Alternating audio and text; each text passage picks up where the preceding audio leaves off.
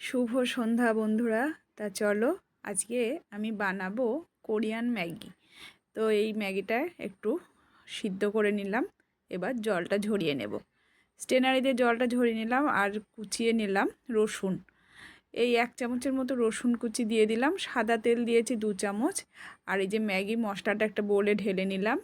1 চামচের মতো সোয়া সস, 2 চামচের মতো নিলাম গ্রিন চিলি সস, 1 চামচ মতো টমেটো সস দিয়ে ভালো করে সব উপকরণগুলো মিশিয়ে এবার দিয়ে দিলাম ওই রসুন আর তেলটা, গরম তেল। এবার ভালো করে ম্যাগিটা ঝরঝরে করে ভালো করে মাখিয়ে নিলাম। তো রেডি হয়ে গেল। এবার একটু মঞ্জরেলা চিজ গ্রেট করে দিয়ে মাইক্রোওয়েভে দিয়ে দেবো ওই 20 সেকেন্ডের মতো। 20 সেকেন্ড হওয়ার পর মেল্ট হয়ে যাবে, ওপর থেকে একটা ডিমের পোস দিয়ে সার্ভ করব। দুর্দান্ত হয় খেতে, একবার অবশ্যই ট্রাই করে দেখো। ভালো লাগলে একটা লাইক করে আমার পেজটা ফলো করে সঙ্গে থেকো। বা